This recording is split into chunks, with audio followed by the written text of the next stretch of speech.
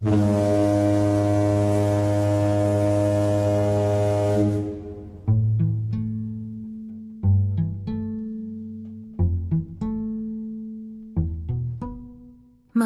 ya estoy en San Malo, esperando el ferry. Sale en 3 horas. ¿Así que vuelves a Inglaterra? Sí, ya no puedo alargar más. Me esperan. Bueno, también te irá bien volver a la rutina y a tu trabajo. Aunque este viaje ha sido un regalo, ¿eh? Ni que lo digas. Ay, ¿tú, mamá, cómo estás? Ayer no hablamos. Bien, hija, hoy bien. Ayer no tanto. Me pasé el día buscando los diarios de tu padre y no hubo manera. No sé dónde los escondía. Sobre eso... siéntate. Tengo que contarte algo. Un secreto en Bretaña. El viaje que lo cambió todo. Episodio 5. El camino de vuelta. Lo sabía todo. Las últimas 24 horas habían sido de lo más reveladoras.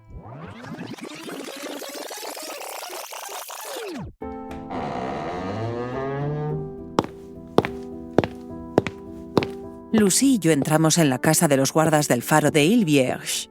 Su interior conservaba el encanto de antaño, con techos abovedados y suelos de losas de granito, y parqué original. Jamás me habría imaginado que uno podía alojarse en un faro. Este se alquilaba para viajeros y Lucy lo había reservado para mí. Subimos por la escalera de caracol hasta la primera planta. Había un par de suites dobles con una decoración que combinaba lo tradicional con detalles modernos y colores llamativos.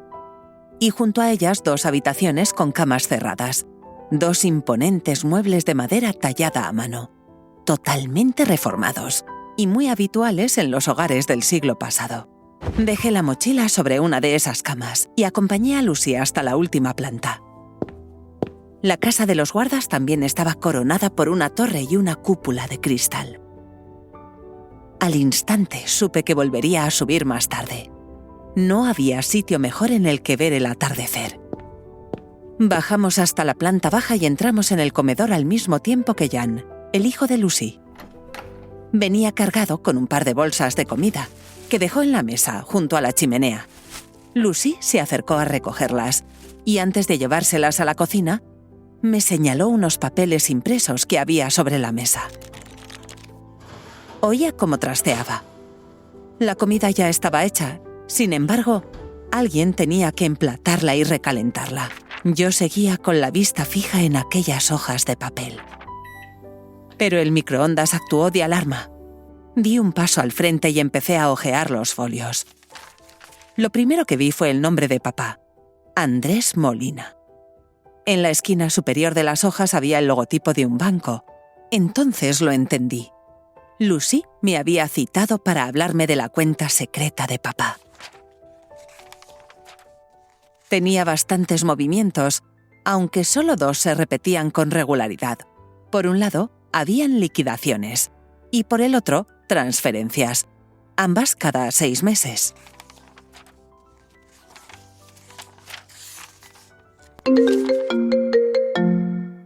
Mamá, ya sé el porqué de la cuenta de papá. ¿Sabes aquello que te pregunté? Si papá había escrito un libro. Sí, lo recuerdo. Pues resulta que sí, que era escritor, y la cuenta de la que te habló el del banco era donde recibía las liquidaciones. ¿Liquidaciones? Las liquidaciones de los derechos de autor. De los 4 libros. ¿Que escribió 4 libros, dices? No solo los escribió mamá, también los publicó. ¿Y por qué nunca dijo nada? Esa era otra de las grandes preguntas. En cuanto la formulé, Lucy se levantó de la mesa y se dirigió al bolso que colgaba del perchero de la entrada. Venía preparada. De ahí sacó un libro. Y sin decir palabra, se acercó de nuevo para entregármelo. Era un volumen pesado, de unas 500 hojas. En la portada había una puesta de sol que reconocí enseguida, la del faro de Le Petit Minou. Pero había más. El título también lo había leído antes. Era El viaje que lo cambió todo. Y este libro sí que lo firmaba Andrés Molina. y estaba íntegramente escrito en español. Esto es una historia real. El texto lo inspira un viaje por la Bretaña francesa, una ruta en furgoneta que recorrí hace más de 30 años. Un momento. ¿Cómo has dicho que se llama el libro? El viaje que lo cambió todo. ¿Ese no era el título del diario que encontraste? El mismo. ¿Y el texto también lo es? No, lo de dentro no tiene nada que ver. Aunque he de admitir que también era una suerte de diario. El libro estaba escrito en primera persona, y en él abundaban las reflexiones y pensamientos. No lo comprendí hasta más tarde. El viaje que pensaba que lo había cambiado todo, en realidad no fue sino una pequeña etapa de otro periplo más largo e intenso. El que de verdad sí que lo cambiaría todo, el viaje de mi vida. Ya lo dijo Catón, nunca está nadie más activo que cuando no hace nada. Nunca está menos solo que cuando está consigo mismo. Este fue el principal aprendizaje que me llevé de Bretaña, de las puestas de sol en el faro de Ilviers o Le Petit Minou, donde ubiqué parte de mi primera novela. Anetea con Carnot también nació entonces. La idea posapocalíptica empezó a cocinarse en la Maison Tiegues. Salió así, sin pensarlo. A veces no escribimos lo que vemos, sino lo que necesitamos ver. Yo necesitaba parar. Y mi viaje por la costa bretona me ayudó a darme cuenta de eso que más tarde descubriría en palabras de Byung-Chul Han. La actual aceleración está ligada a la falta de ser. La sociedad de trabajo y rendimiento no es ninguna sociedad libre. Uno se explota a sí mismo. Y yo no quería eso para mí, ni para mi familia. Recuerdo que también fue en Le Petit Minou donde pensé por primera vez en cómo sería tener una familia. En el faro situé el pasaje en el que Lucy confesaba que estaba embarazada. La escena ocurrió de verdad, y aunque no fue tal cual la describí, la noticia sí plantó una semilla que poco a poco empezaría a germinar hasta convertirse en lo que fue, mi primera novela, y en francés.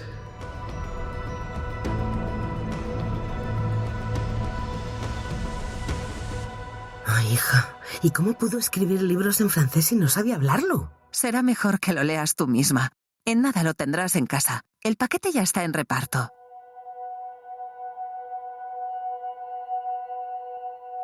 Lucy también insistió mucho en ello. Dijo que era lo que papá habría querido. Poder explicarse él mismo. Relatar de su puño y letra aquello que no se había atrevido a contarme en persona. ¿Por qué había sido tan cobarde? Me pasé la noche leyendo el libro, sentada en la parte alta del torreón acristalado, con vistas a la infinidad del océano, y unos relámpagos que cada cierto tiempo iluminaban el horizonte, como una especie de lenguaje en Morse. Aquellas sí que fueron sus últimas palabras. Mi primer libro, Anetea con Carnot, era lo más cercano a lo que había estado hasta la fecha de engendrar algo únicamente mío. Yo lo escribí, pero mi editora, Lucy Diquelot, lo tradujo al francés. Después aprendí a leerme, y me gustó cómo sonaba. Casi era mejor que en español. Lo que no imaginé nunca es que esa primera obra despertaría el entusiasmo de los lectores y que mi editora me pediría una segunda, una tercera y hasta una cuarta entrega del mismo universo. Aquel mundo imaginario, aquel paréntesis infinito, era lo más parecido al concepto de paraíso que había soñado. El silencio susurrante de las puestas de sol frente al mar y los faros, altos, imponentes. Quedé fascinado con ellos.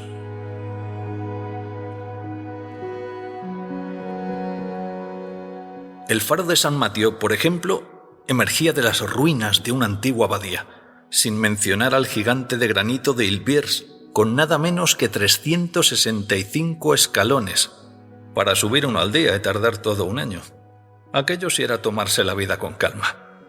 También me inspiró mucho la estructura de piedra de 26 metros del faro de Le Petit Minou, al final del sinuoso espigón, pero sobre todo sus puestas de sol de color volcánico sobre las aguas agitadas. No concibo una forma mejor de ilustrar el tiempo líquido de Zygmunt Bauman que desde allí, contemplando la nada. Y es que, volviendo a citar a Byung-Chul Han, diría que el cansancio fundamental inspira. Es ese cansancio que hace que uno se detenga y se demore. Eso era lo que fui buscando a Bretaña: detenerme, demorarme, parar, frenar la hiperactivación. Sentía cansancio, pero no de ese que inspira. Era más bien uno incapacitante. El mismo que veo cuando miro a mi hija y a los jóvenes de hoy. Agotamiento e hiperactividad, pero mucha falta de ser. Y eso me entristece. Aún así, terminé dándome cuenta de que, por mucho que intentase instruirla, solo aprendemos si realmente queremos hacerlo. Tal vez para comprenderlo, mi hija tenía que vivirlo también. Emprender su propio viaje que lo cambiase todo. Eso era. Colgué una nota en la puerta del restaurante Mémé Lilia, despidiéndome de los chicos, en especial de Guillaume y Giselle, y me fui. Por un segundo me pregunté si ellos también me esperarían de vuelta, como hizo François con papá, y me reí, porque ni siquiera yo sabía qué iba a hacer. Había algo magnético en sus palabras, y como hice con el primer diario de papá, sentí la necesidad de seguir sus pasos. Conduje hasta Morlaix, en la parte norte de Bretaña. Paseando por Morlaix, frente a los entramados de madera de las casas del siglo XVI, que sobresalían en voladizo en las callejuelas que rodeaban la plaza Allende, me vi de lleno en pleno renacimiento bretón. Pura esencia y existencia. Según Sartre, el filósofo, nuestra existencia es anterior a saber qué somos. La existencia precede a la esencia. Por eso no sirve preguntarse el sentido de la vida general. Estamos condenados a improvisar. Somos actores que entramos en escena sin papel para que seamos nosotros, desde nuestra existencia, los que decidamos cómo queremos vivir y cuál va a ser nuestra esencia. La de Morlaix estaba clara. Era una ciudad de arte e historia que se podía admirar desde los voladizos de sus famosas casas o desde lo más alto del viaducto, y su existencia estaba implícita en las callejuelas entrecortadas por escaleras de piedra que se introducían por los entresijos de la ciudad. Todo aquello existía. Estaba tan seguro de su existencia como de la mía. Recuerdo también la vez que visité Tréguier, la villa del escritor y filósofo Ernest Renan. Tréguier se abordaba con curiosidad y admiración. Sus casas medievales de madera eran testigos del pozo intelectual y artístico de la ciudad. Ernest Renan había nacido en una de ellas, y frente a su casa natal leí la frase que se quedó grabada en mi retina. El medio de no cambiar es no pensar. Y entonces lo entendí. Era eso, en efecto, lo que había estado haciendo toda mi vida, hasta que visité la Bretaña francesa. Aquello lo cambió todo porque allí empecé a pensar. En eso papá y yo nos parecíamos, pero darle al coco a mí no me había llevado a los cambios vitales de los que él presumía. Más bien, me sentía atrapada en una rueda de hámster, creyéndome que avanzaba a gran velocidad y sin moverme del sitio.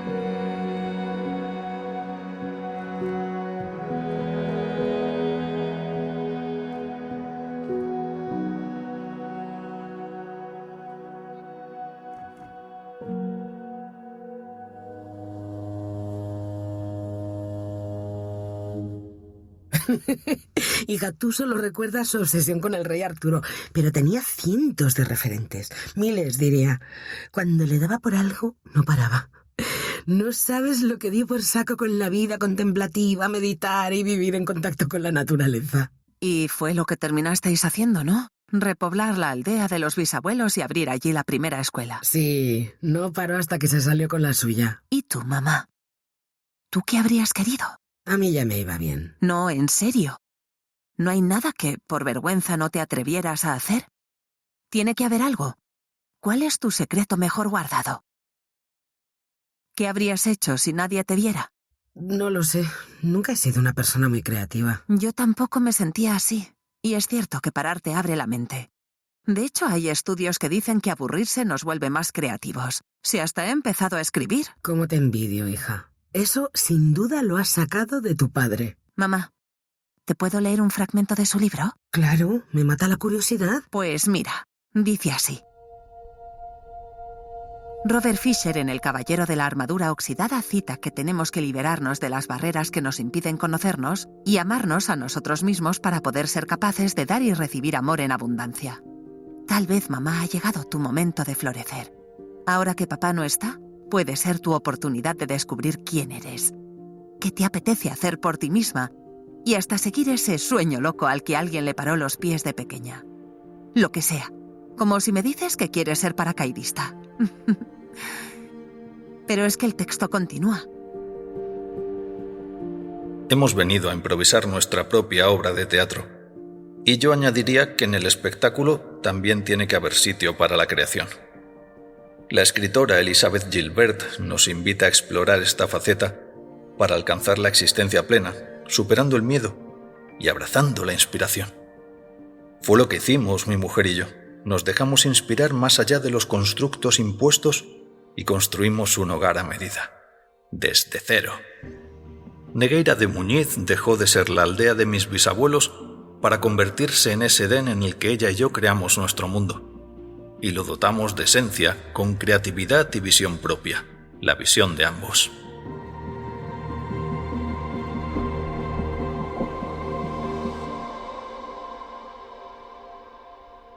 En realidad, hija, ya cumplí la idea loca que tenía de cría. Siempre quise tener mi propia comunidad y vivir de otra forma, con otras normas, desde que jugaba a muñecas. Imagínate si hace tiempo. Así que lo de jugar a ser el rey Arturo y la reina Ginebra no fue idea de papá.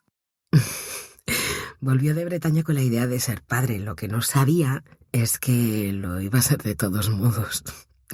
Descubrí que estaba embarazada de ti al mes de marcharse él, pero me lo callé. No quería que ese fuera el motivo por el que decidiera volver a mi lado. Sabes que papá te quería, ¿no? Claro que me quería, nos quería.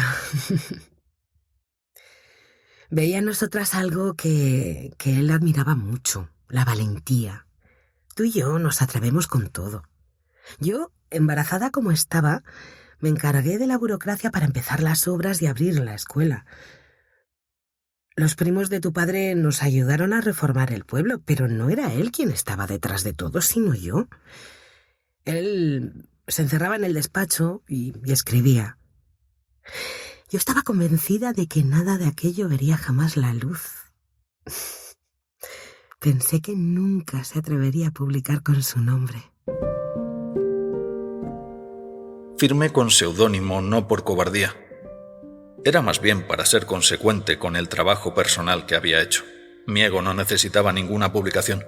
Con mi familia y mi pequeña aldea en Galicia tenía todo lo que deseaba. Recuerdo que fue en San Malo cuando se lo conté a mi editora. Mi viaje también pasó por San Malo. Allí terminaba, de hecho. Paseé por su casco antiguo que desde el siglo XII se escondía detrás de murallas.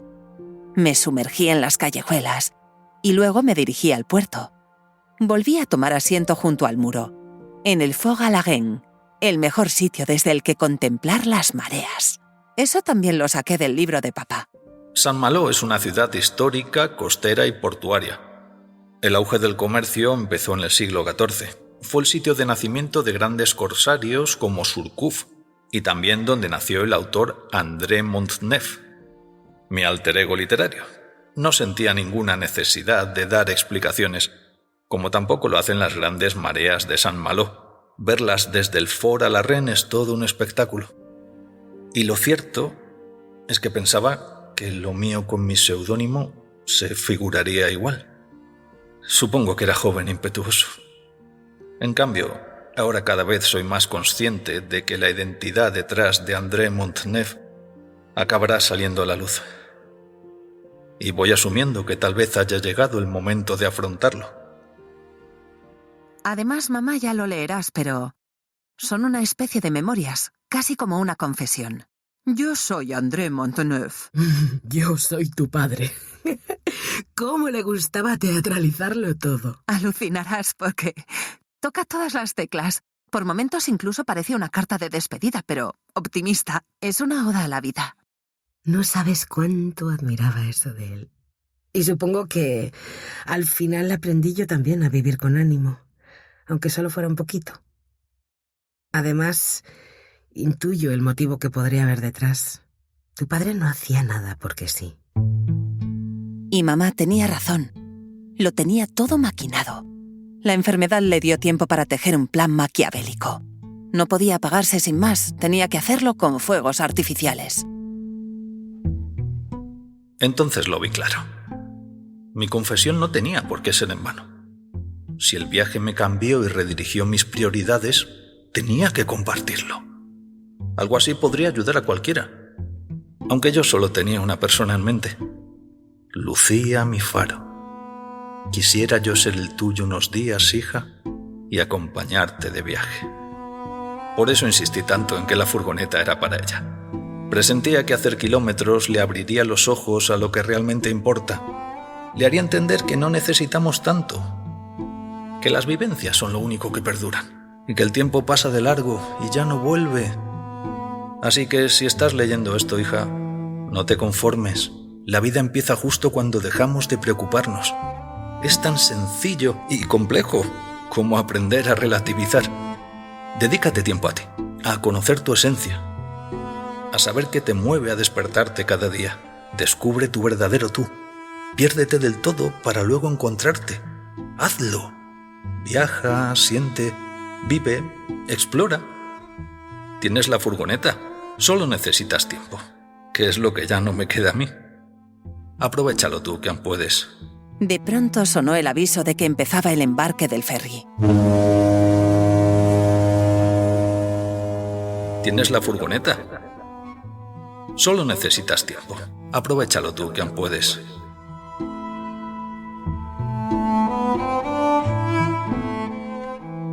Y era cierto, solo me faltaba tiempo. Tenía la furgoneta y unas ganas terribles de seguir explorando aquella nueva faceta mía. Así que lo tuve claro. Hello, Claire. No podía aceptar el nuevo trabajo. De hecho, llamé también a los de la agencia para avisarles de que no iba a volver a Southampton. No sabía qué iba a ser de mí, solo sabía que tenía que dejar escapar ese ferry. Que al otro lado no me estaba esperando mi vida, sino una que me había impuesto.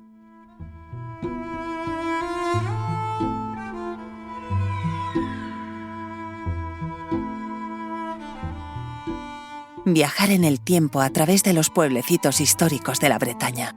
Cruzar Brocelianda junto al rey Arturo. Contemplar las puestas de sol frente al inmenso océano. Perderle el miedo a escalar. Sentir la adrenalina del surf y de navegar en velero. Ver el amanecer desde lo alto de un faro.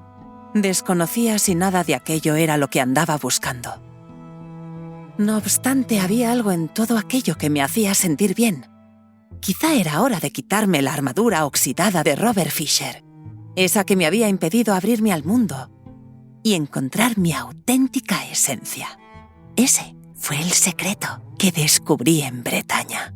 Y justamente así querría terminar el relato, con un final tan abierto como mi vida. Porque lo emocionante de vivir es eso, ¿no? Saber que todo está por hacer y que todo es posible.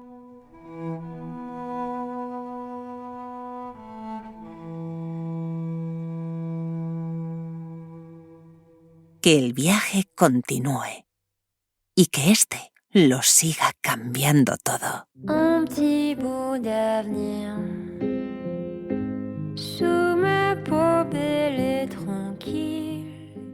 Un secreto en Bretaña es una producción de Nación Podcast para Turismo de Bretaña. Guión original de Emma Musoll. Interpretado por Emma Cifuentes, Olga Aguirre y Luis Alberto Martín. Diseño de portada Antonio Poveda. Diseño sonoro a cargo de José David del Puello, Sune. Y con la colaboración especial de F. Diqueló, de Turismo de Bretaña, Baptiste Deniel, de Maison Thiegues, Antoine Jody, de Boletzie, Christelle Bienvenu, de Leminot, Ana Latimier, de Aliótica, Melanie Bouvet, del Museo de la PAM, Sis Seguel, surfista, Guillaume Bienven y Xichelle Rodríguez, de Memé Lilia, y Delphine Martins interpretando a Lucie Diquelot. ¿Lucy? Que vuelvo a Ilvierge. ¿Te invito a cenar? qui s'écrit en noir. Toi qui danses avec moi. Toi qui grandis en moi. Toi entre nous et moi. Toi qui s'écrit en moi. Toi qui danses avec moi. Toi qui grandis en moi. Toi.